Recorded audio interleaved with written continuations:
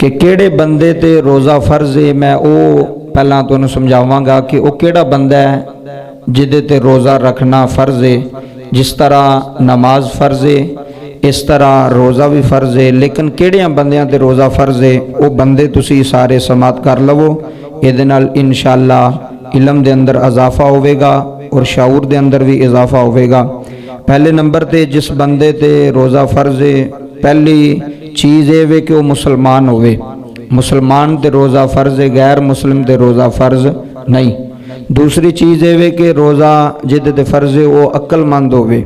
बेवकूफ़ ते रोज़ा फर्ज नहीं, पागल ते रोज़ा फर्ज नहीं, बच्चे ते नाबालग ते रोज़ा फर्ज नहीं। रोज़ा फर्ज होने वास्ते पहले नंबर ते मुसलमान होना ज़रूरी है। दूसरे नंबर ते अक्लमंद होना ज़रूरी है कि अक्लमंद बंदा होवे ओहदे ते रोज़ा फर्ज है। नंबर 3 के बंदा बालग होवे। नाबालग बच्चे ते रोज़ा फर्ज नहीं। अगर बालग होवे तो ओहदे ते रोज़ा फर्ज है और बालग बच्चे नूं रोज़ा रखना भी चाहिए। और इस वास्ते कि रोज़ा फर्ज इन्हां चीज़ां ते वे मुसलमान होवे बंदा, अक्लमंद होवे ते बालग होवे।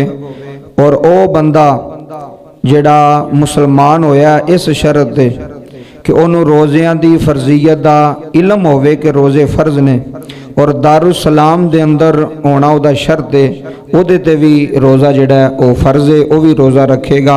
मुसलमान होना, अक्लमंद होना, बालिग होना और दारुल हरब दे अंदर जिहड़ा बंदा मुसलमान होया इस शर्त है कि उन्होंने रोज़ियां दी फर्जीयत दा इलम होवे, रोज़े फर्ज ने, वो भी उहदे ते भी रोज़ा फर्ज होवेगा। 4 बंदे ऐसे सन जिहड़े मैं तुहाडे सामने दसे ने कि इन्हां दे रोज़ा जिहड़ा वे ये फर्ज है, इन्हां नूं रोज़ा रखना चाहिए।